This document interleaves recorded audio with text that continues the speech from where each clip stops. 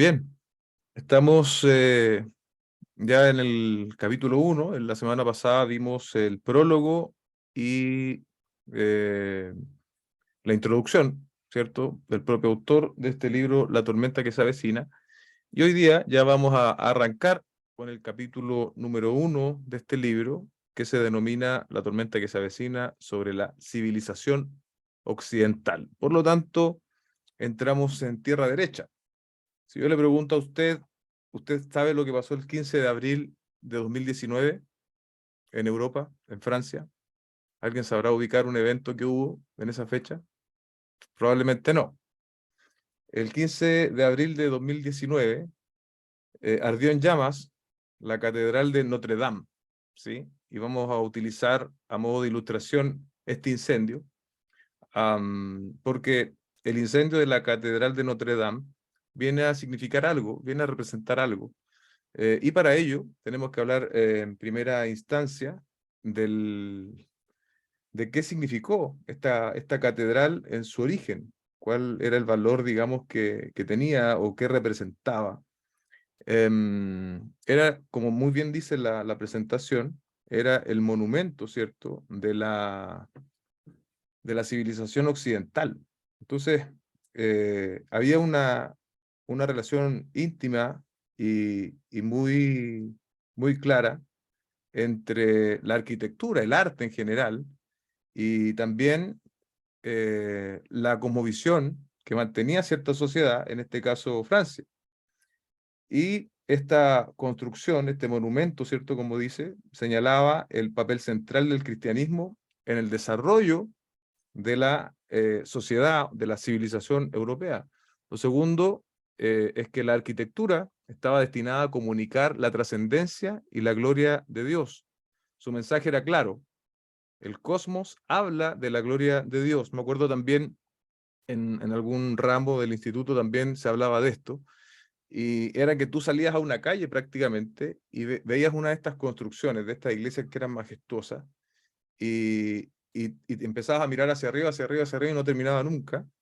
Era algo extraordinario. Y esa majestuosidad, los que construían, los arquitectos, los que pintaban, los que estaban, los que trabajaron en todo eso, lo que buscaban precisamente era comunicar la grandeza del Dios. Entonces ahí hay como dije antes, hay una unión muy íntima que refleja la arquitectura. En consecuencia, ¿cierto? Podemos decir que no solo ardió la catedral, no solo ardió el edificio en ese 15 de abril de 2019, era también el símbolo visible de una cosmovisión. ¿Qué cosmovisión? La cosmovisión cristiana, que aportó, entre otras cosas, y esto es muy relevante, aportó moralidad a la Europa en esos tiempos, o hasta ese tiempo. También afirmaciones básicas de la verdad, que obviamente están trazadas en la Escritura. La comprensión del cosmos y del lenguaje del significado, ¿sí?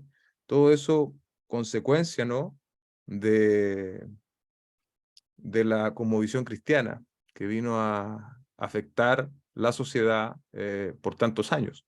Entonces, ese incendio lo utilizamos como una especie de metáfora, ¿no? Y surge la pregunta también, surge la pregunta de qué va a pasar con eso, porque hay tensión allí cuando se habla de cómo se va a volver a reconstruir eso. ¿Irá a seguir el propósito, cierto, de la comunicación de la gloria de Dios? ¿O más bien va a entrar ahí directamente el arte postmoderno? El autor, y lo más lógico es que así suceda, piensa que lo más probable es que sea esta segunda opción, que cuando se reconstruya, que me imagino ya se está trabajando en eso, no se va a buscar este énfasis original de la Catedral de Notre Dame, sino muy por el contrario.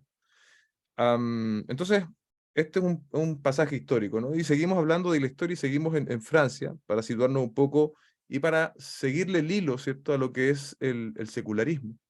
La Revolución Francesa, cuyo propósito fue erradicar la herencia cristiana de Francia, vino también muy pronto, ¿cierto? Y el enfoque básicamente, ¿cuál era? Era el culto a la razón. Y como el culto era a la razón, eso necesitaba que la cosmovisión cristiana saliera de escena. ¿Cómo resultó? Evidentemente hubo un fracaso, hundiendo a la sociedad francesa en un caos de muerte, ¿cierto? Y de asesinatos. Luego, en 1801, aparece la figura de Napoleón, quien devolvió a la Iglesia católica el estatus de religión oficial. Pero Napoleón no lo hizo, Iglesia, con una intención religiosa, no lo hizo por una convicción de tipo religiosa, sino más bien práctica.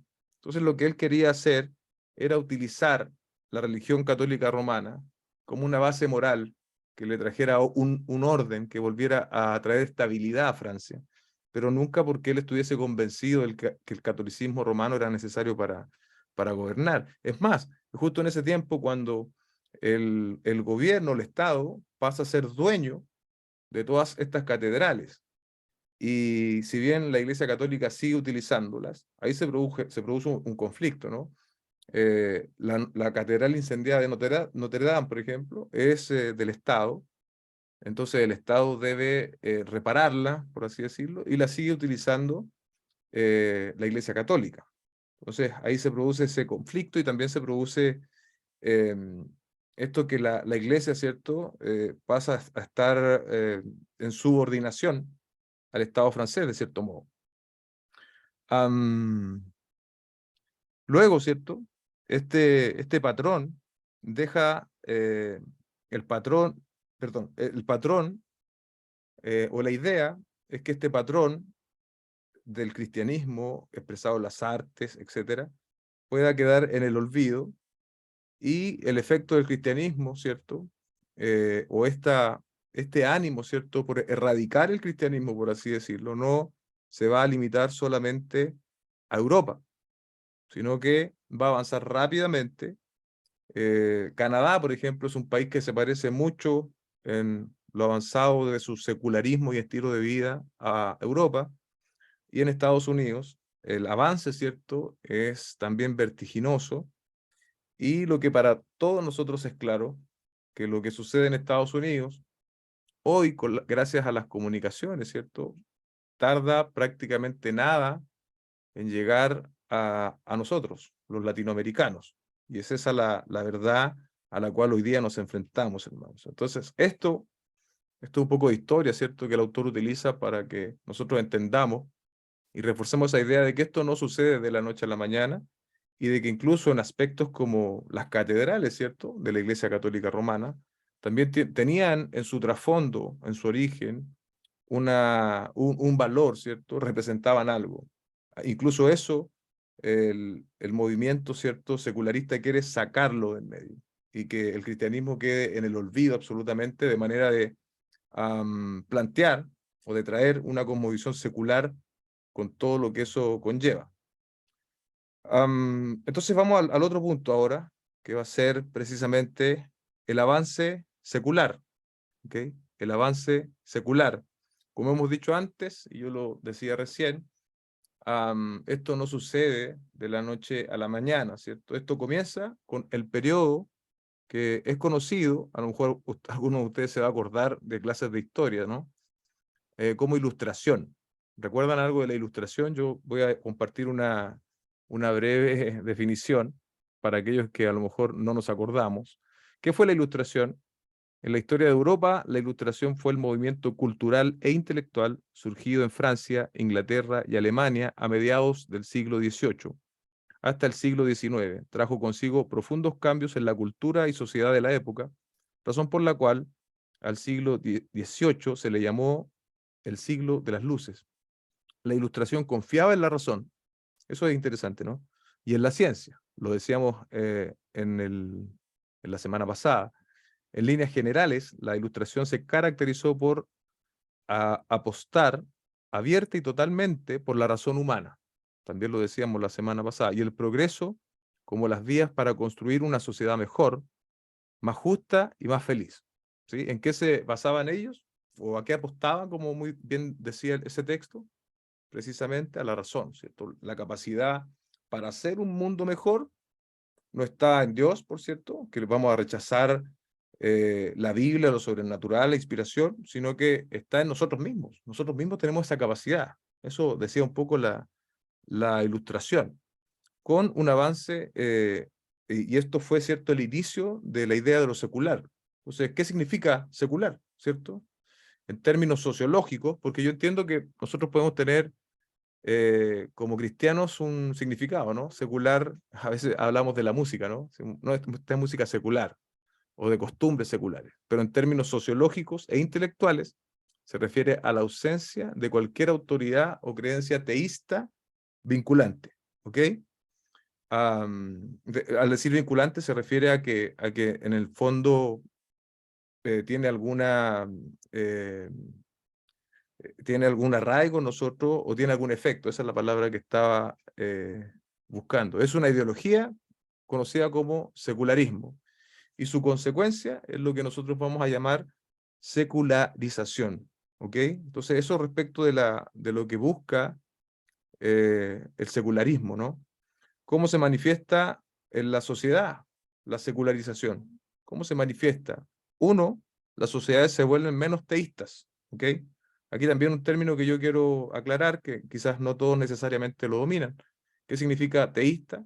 Es la creencia en un Dios como un ser superior, creador del mundo. A eso se refiere con sociedades teístas. Hasta antes de la, hasta antes de la edad moderna, ¿no? La sociedad en general era teísta, era la explicación base de todo, pero una vez que llega el modernismo y lo que estamos examinando hoy, las sociedades se vuelven menos teístas, ¿sí? Y lo segundo, una mayor profundidad y progreso en la modernidad. Usted ha escuchado a los políticos decir, yo soy progresista, o incluso no necesariamente los políticos, sino que gente que quiere tener una etiqueta, ¿no?, de una persona de mente abierta. ¿Qué dicen ellos generalmente? Son progresistas. Ahora, ¿qué implica esto de una mayor profundidad y progreso en modernidad? Implica un mayor abandono en la creencia religiosa, básicamente. El cristianismo aportaba, esto también es importante, ¿qué aportaba el cristianismo? ¿Qué aportó hasta este punto de la historia? Una moral común, ¿sí? Todos los hombres, todos los seres humanos sabían lo que era bueno y lo que era malo. Dos, un común entendimiento del mundo. O sea, sabíamos, ¿cierto?, a la luz de lo que nos revela la Escritura, el origen del mundo, el propósito del hombre, ¿cierto?, por decir algo. Y tres, un concepto común de lo que significa el ser humano. ¿Recuerdan? Lo hemos visto para los que han hecho la escuela berea, nosotros somos hechos a la imagen de Dios. ¿Okay? Entonces eso también nos da propósito como seres humanos. En estas sociedades el cristianismo, esto lo pongo yo, está en vías de extinción, y si no, ya literalmente extinto, hermano. Y yo quiero, hay algunos aportes que usted no, los que compraron el libro, me alegré mucho, hay muchos que han comprado el libro, muchos hermanos de mutuo propio lo han hecho, imagino que ya han leído el primer capítulo, me alegré mucho de eso, pero yo también voy a tratar de aportar con algunos datos a la realidad chilena, ¿ok? Entonces, en este abandono, ¿no? Por ejemplo, una información que recopilé por ahí, dice hace 10 años, un 73% de los chilenos respondió que era católico, cuando los encuestadores de Latino Barómetro les preguntaron por su religión. En 2017, la cifra había bajado hasta un 45%. ¿Se da cuenta? 73 a 45. En Latinoamérica esa cifra disminuyó de 80 a 59 en la misma década. Yo la semana anterior daba un porcentaje en los Estados Unidos que había bajado un 10%, ¿se acuerdan? Aquí es mucho más. En Latinoamérica y en Chile es mucho más. Y también tengo una imagen que es bastante interesante. Si bien, a ver, los colores se notan bien, arriba, religión católica en rojo, ¿no? Viene prácticamente disminuyendo, 2006, 2008, 2010, hasta ahora el 2019, 45% en esta encuesta. Y mira, los evangélicos protestantes se mantienen más o menos estables, por así decirlo. Pero aquí hay un dato que resulta interesante, ¿cierto? Los que dicen ninguna o que son ateos, esos pasan del 2018 al 2019 de un 21 a un 32%. O sea, si lográsemos combinar ambos datos, ¿no? El dato de que los católicos bajan de un 58 a un 45 y de que los que profesan ateísmo, agnosticismo, suben de un 21 a un 32, vemos que lo que está sucediendo, ¿cierto? Como corriente de secularización, no es ajeno a nuestra realidad en Chile y en Latinoamérica, ¿ok? ¿Dónde, en Estados Unidos al menos, dónde comienza, cuál es el centro operativo de todas estas ideologías, dónde comienzan a asentarse y a esparcirse? Como quizás algunos lo han leído, ya lo saben, es precisamente en las universidades, que en términos generales, el autor lo menciona, ¿no? Estados Unidos pudo prácticamente por 100 años no seguir la corriente secularista, pero hoy en día en las universidades tienen el mismo ritmo de secularización de Europa, es decir, a niveles de los intelectuales, de las personas que enseñan, de los catedráticos, los profesores.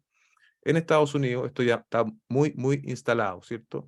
Si la secularización, bendigo, consiste en última instancia en la evaporación de la creencia cristiana y de su autoridad, entonces este proceso ha triunfado en la cultura universitaria estadounidense, dice el autor. Y en nuestro país, ¿cierto? ¿Qué pasa en nuestro país? Y yo aquí presento también otro caso particular. Entiendo que muchos de ustedes se van a acordar de lo que sucedió a fines del año pasado. Quiero leer un texto literal del caso de las tesis de la Universidad de Chile, ¿no?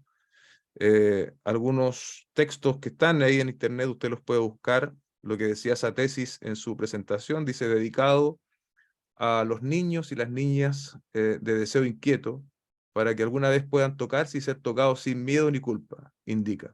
Pero esto no es todo, el autor continúa: a los pedófilos de deseo culposo, para que se exorcicen su malestar y sus temores por amar a quienes aman. Es el caso, ¿cierto?, de esta tesis del año 2016, pero que salió a luz pública recién el año pasado. Nos muestra ciertamente, amados hermanos, el avance del progresismo en nuestro país, en este país llamado Chile. ¿Qué contestó la universidad? También llama la atención, ¿cierto? Bueno, un dejo de arrepentimiento muy encubierto, con muy poca intención, pero yo rescaté esto que decía el texto. En ese sentido, aseguran que la investigación es de corte puramente teórico. ¿Ve? Esto es teórico, no se preocupen. Por lo que no reporta intervención sobre las poblaciones humanas, dicen ellos. Y aquí esto me pareció más grave aún en la disculpa, habida cuenta de lo discutible que resulta su contenido, se cumplieron los requerimientos del proceso de evaluación académica. ¿Se da cuenta lo que está diciendo la universidad? O sea, esto pasó y no fue que se nos pasara por alto, esto cumplió con los requisitos académicos, según lo que está establecido y que fuera exigido por las comisiones académicas. Como cualquier otra tesis, me imagino, hubo comisiones, hubo encargados, y por todas esas personas, este asunto pasó en el año 2016. Calculen ustedes de lo que estamos hablando. Ah, en su momento tuvieron a cargo la tarea la tarea respectiva, explican sobre esto último. La tormenta de pensamiento que ha inundado las naciones de Europa se ha extendido ahora por el Atlántico, ¿cierto?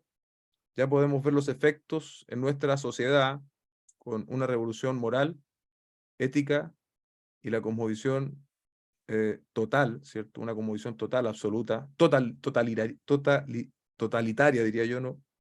Que está en el horizonte, en Europa, dominando, en Estados Unidos avanzando y también llegando a países latinoamericanos como el nuestro. El proceso de secularización, hermano, en Europa ya está instalado, avanzando en Estados Unidos y llegando a Latinoamérica, pienso yo, más rápido de lo que nosotros imaginamos. Ahora, ¿qué pensaban? Una pregunta para medir esto, ¿cierto? ¿Qué pensaban las personas del matrimonio homosexual? Esto el autor lo menciona respecto de Estados Unidos. Hace 10 años, el mayor porcentaje no estaba de acuerdo. Cuando se les vuelve a hacer la pregunta hoy día, 10 años después, la mayoría no tiene problemas y son las mismas personas de hace 10 años. Y eso yo me parece que lo mencioné la semana anterior, ese tipo de preguntas. En Chile sucede lo mismo. Hace 20 o 10 años hacíamos esta pregunta y la verdad es que todos podían contestar, o la mayoría, que no estaba de acuerdo. Sin embargo, al hacer esa pregunta hoy mismo, la estadística ha cambiado mucho. Y bueno, de hecho, el presidente que dejó el gobierno, un presidente, sabemos, de ala más derecha, ¿cierto? Fue quien dejó listo el matrimonio entre homosexuales.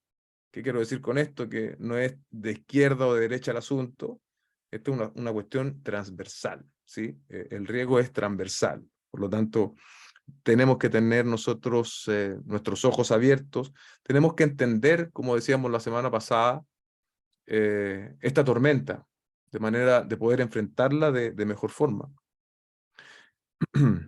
Otro punto más, ¿cierto? Un nuevo punto. Ejemplos del avance secular.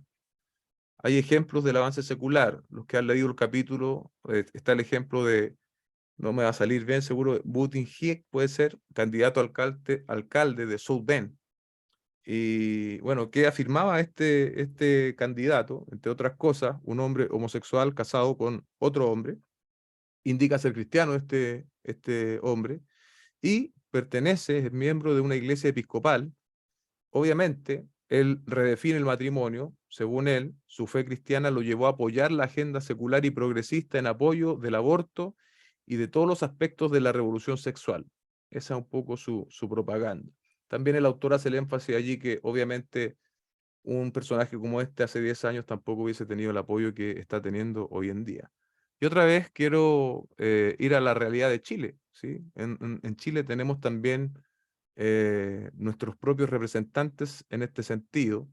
La reverenda Gloria Rojas, no sé si ustedes se acuerdan, yo ocupé esto también hace algún tiempo, me parece, en una predicación. ¿Ella quién es? ¿Quién es Gloria Rojas? Es la segunda pastora luterana en ser nombrada capellana de La Moneda. Luego de que la reverenda Gloria Rojas ocupara el cargo el 2014. Es obispa, ya llama la atención, es madre feminista, eso también llama la atención, con ex marido mapuche, divorciada y vuelta a casar. O sea, ese es el currículum de esta mujer.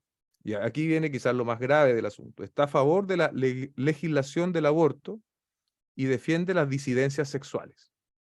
Dígame si no está avanzando el secularismo acá en Chile. Dígame si esto no está instalado ya.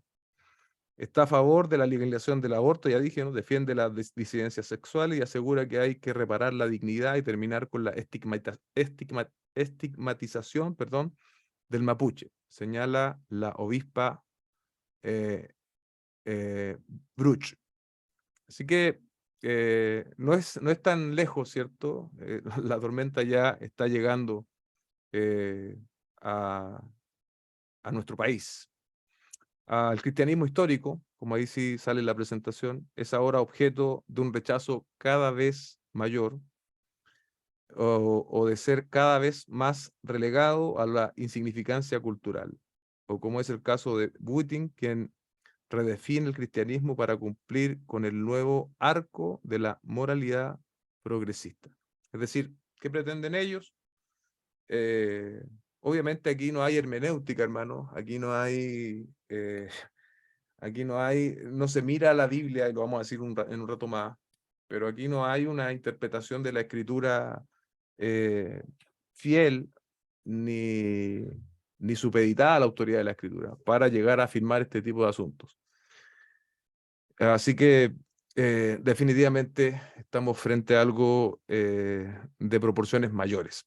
Otro punto, la imposibilidad de creer. ¿A qué nos referimos con la imposibilidad de creer?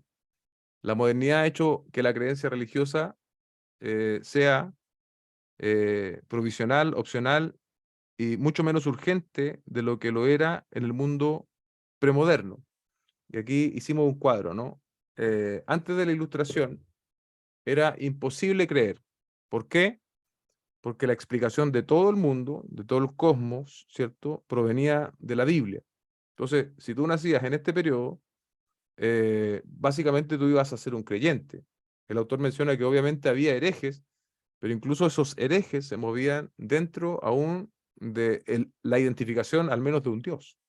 Después de la Ilustración va a existir la posibilidad de no creer, porque la Ilustración trae cosmovisiones alternativas, ¿sí? Y a pesar de eso, durante ese periodo de tiempo aún hubo muchos hombres que siguieron creyendo, hubo creyentes allí, ¿no?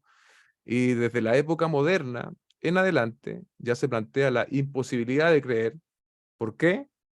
Porque el teísmo ya no es considerado como válido, ¿sí? Recuerden ustedes que lo que quiere hacer la corriente secular es sacar de en medio a la cosmovisión cristiana, desconociendo sus aportes, desconociendo la columna vertebral que es cierto respecto de la moralidad, de la comprensión del universo, de la comprensión de quién es el hombre, ¿cierto? Pero para ellos esto no es considerado. Entonces quieren sacar el teísmo de en medio. La secularización, una idea importante también, no rechaza toda religión, rechaza la creencia de un Dios personal, uno que tiene y ejerce autoridad. ¿Cómo no, cierto? El Dios de la Escritura, hermanos, es un Dios soberano. Es un Dios que a nosotros, una vez que estamos, cierto, redimidos y estamos en relación con Él a través de Cristo, es un Dios que nos demanda, ¿cierto? Es un Dios que nos manda a tener un comportamiento digno como hijos de Él, ¿cierto? Entonces, obviamente, esa consigna, ¿cierto? Ese predicamento a todo el movimiento secular no le sirve, ¿cierto? No le sirve que tenga un Dios con autoridad que se ha revelado en la Escritura. Por lo tanto, el cristianismo viene a ser un verdadero escollo, un verdadero desafío para los secularistas, ¿cierto? La secularización ha venido acompañada de una revolución moral sin precedentes, también lo estamos viendo, y aún no podemos ver nosotros cómo esto va a terminar, cómo va a desenlazar, por así decirlo. Los límites se siguen moviendo. Hablábamos la semana pasada, ¿cierto?, de lo que pasó en España respecto de una autoridad, ¿cierto?, que también estaba como dejando ver que la pedofilia podía ser perfectamente posible. Los límites que uno pensó, ¿cierto?, que nunca podrían ser tocados, hoy día ya están siendo tocados. Y esto es la realidad de las cosas. Esta secularización progresa, ¿cierto? ¿Y cuál es su eslogan, ¿cierto? La autonomía personal, la autorrealización personal, y no va a terminar hasta que el propio hombre, o que ellos mismos, ¿cierto?, se definan a sí mismos. Para hacer esto, para poder autodefinirse, ¿cierto?, es necesario definitivamente rechazar la moralidad cristiana con el motivo de cumplir este propósito. Hay un teólogo, tenemos esa cita allí, tenemos esa cita, Carl F. H. Henry, en el año 1983, yo rescaté solamente una parte de la cita. Dice, mediante la colocación de la ley y los derechos humanos y del bienestar por encima de su soberanía, ¿cuál soberanía? La de Dios, líderes terrenales de todo tipo evitan ansiosos el papel de lo divino y restan la visibilidad al Dios vivo de la revelación de las Escrituras. Las alternativas son claras, dice este teólogo. O regresamos al Dios de la Biblia o perecemos en el pozo de la anarquía. ¿Qué debemos hacer los creyentes frente a esto? Debemos hacer honor a, a lo que hizo Lutero, Calvino y otros. Debemos protestar. Debemos protestar. ¿Cómo respondemos entonces frente al avance del secularismo? Aquí esto está a modo de alternativa, no que debemos hacer esas tres cosas, sino como alternativa. Vamos a responder frente a este avance con desesperación total y bueno, sería como decir, está tan difícil el panorama que mejor nos escondemos y empezamos a hacer memoria, ¿cierto?, de ese pasado glorioso de hace 10 o 20 o 30 años, donde el cristianismo era mucho más aceptado, donde las personas tenían cierta moralidad un poco más cerca o bastante más cerca de lo que la Biblia indica. Y nos vamos a quedar allí, nos vamos a esconder, definitivamente no. No, la otra alternativa sería buscar una victoria política, ¿no? Suena algo bastante práctico. Tenemos que cambiar esta situación y ya que la política está siendo un brazo armado del secularismo hoy en día, lo que tenemos que hacer nosotros los creyentes es armar un partido político e ir a tomar los lugares de la política. Suena bastante bien, ¿no? Sin embargo, y si bien pueden haber cristianos dedicados a la política, no es lo que la Escritura nos manda a hacer, ¿ok? No es lo que nos manda a hacer. De hecho, cuando usted piensa en lo que vino a hacer el Señor Jesucristo y lo que los judíos estaban esperando, también hay una divergencia, ¿no? El mensaje del Señor Jesucristo fue distinto a lo que los judíos estaban esperando. Ellos estaban esperando también un líder político, un líder militar, pero lo que el Señor vino a hacer fue mucho más profundo que eso. Y la tercera alternativa, que es lo que sí debemos hacer, necesitamos hacer una protesta teológica. Como cristianos bíblicos, estamos llamados a vivir este presente que nos toca y preparar la próxima generación para que puedan enfrentar lo que también viene. ¿Qué va a requerir de parte nuestra? Cosas elementales, básicas, irrenunciables, un compromiso con la autoridad de las Escrituras. Esta fue desafiada, ¿desde cuándo? Lo hemos visto hoy día, ¿no? Desde la Ilustración, poniendo en tela de juicio la intervención sobrenatural de Dios en la historia del mundo, ¿sí? Entonces tenemos un compromiso, debemos manifestar un compromiso irrestricto con la autoridad de las Escrituras. La Escritura es nuestra autoridad como creyentes. Un regreso a la doctrina de la sola Escritura, ¿sí? Como también los reformadores afirmaron en su propio contexto. Dios nos ha hablado de manera razonable, en un lenguaje que nosotros todos podemos entender, y nos ha dado su revelación, amados hermanos. Finalmente, este concepto, ¿cierto? Muy conocido, que tal vez es fácil afirmarlo, pero es más difícil vivirlo. Muchas iglesias y muchos cristianos pueden creer estar comprometidos con esto. Sin embargo, al momento de la práctica, al momento de enfrentar las corrientes seculares, no lo creemos del todo. Cuando la Escritura habla, Dios habla. Cuando la Escritura habla, hermanos, Dios habla. Esto es verdad respecto de la vida y respecto de la doctrina. Debemos tener, por lo tanto, un compromiso con la verdad que se revela en toda la Escritura y no dejarnos empujar, no dejarnos llevar, no dejarnos contaminar o permear con todo lo que la corriente secular trae, que pueden ser cosas muy razonables, que pueden ser cosas razonables entre comillas, ¿no? Que pueden ser muy en pro del amor, etcétera, pero nosotros tenemos un compromiso con Dios, y ese compromiso dice mucha relación con seguir afirmando, ¿cierto?, la autoridad de las Escrituras y seguir proclamando lo que la Biblia dice, aunque este mundo quiera decir lo contrario. Por lo tanto, ya para finalizar, tenemos que hacerlo con toda la autoridad, ¿sí? Con toda la autoridad. Como dice Mateo 28, 18 al 20. Acercándose Jesús, les dijo: toda autoridad me ha sido dada en el cielo y en la tierra. Vayan pues y hagan discípulos a todas las naciones, bautizándolos en el nombre del Padre, del Hijo y del Espíritu Santo, enseñándoles a guardar, perdón, todas las cosas que les he mandado. Y recuerden, yo estoy con ustedes todos los días hasta el fin del mundo. ¿Sí? Esa autoridad reside en nuestro Señor Jesucristo, pero Él también nos ha dado un mandato. Esto no es alternativo, esto es un mandato que se extiende, ¿cierto?, desde el contexto original a quienes le estaban oyendo en ese preciso momento, pero que también nos alcanza a nosotros. Pero no es en nuestra autoridad, no es en nuestro poder, sino es en la autoridad del Señor Jesucristo. Debemos enfrentar esta tormenta no solo con el Evangelio, que ya es bastante importante e innegociable, ¿no? Tenemos que hacerlo también, amados hermanos, con plena fe, que no vamos a depositar en las soluciones temporales o humanas, como la política, aunque pudiésemos tener un efecto en ellas, pero no vamos a poner nuestra confianza allí.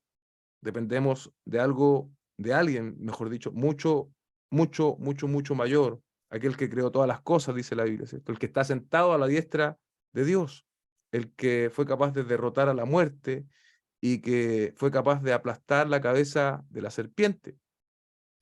Nada puede resistir el poder del Evangelio, hermanos.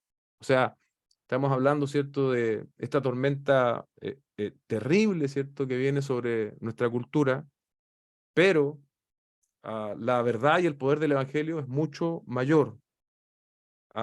Y ni siquiera el hombre que hoy día está sumido en una verdadera locura, ¿cierto? Reinventando al hombre, reinventando su propia moralidad, su sexualidad, etcétera, tampoco va a lograr detener el poder del avance del Evangelio. Y nosotros somos discípulos de Cristo. Y eso es lo que también debemos recordar. Como discípulos somos administradores del Evangelio en este contexto. No nos tocó vivir hace 100, 200 o 300 años atrás, no nos tocó vivir durante la Reforma, ni en los tiempos del Señor Jesucristo, nos tocó vivir ahora, iglesia.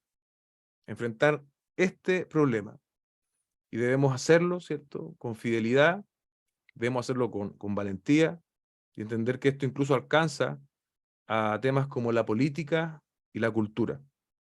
Como el apóstol Pablo dijo en su propio contexto, también nosotros somos llamados hoy a afirmar en Romanos 1:16, porque no me avergüenzo del Evangelio, pues es el poder de Dios para salvación a todo aquel que cree, del judío primeramente y también del griego. Somos llamados a ser fieles en el reino de este mundo, pero nuestra lealtad por excelencia se la debemos al reino de Cristo y solo a su reino. ¿Estamos comprometidos con aquello, hermanos? ¿Necesitamos comprometernos con aquello? Definitivamente sí. El panorama es difícil, pero nuestras esperanzas y expectativas respecto del Evangelio, de la obra del Señor Jesucristo, se deben mantener más firmes que nunca. Amén. Oremos un segundo por esta enseñanza. Dios, te damos gracias por poder compartir algo tan vinculante, tan cerca nuestro hoy día. Te pido, Dios, que nuestro entendimiento sea abierto y aun si en alguno de nosotros hay temor, ¿no? Muchos tenemos hijos pequeños y miramos el futuro tal vez con algo de incertidumbre. Te ruego, Dios, que nos podamos ceñir, Dios, de esa convicción que solamente tú nos puedes dar a través de tu palabra.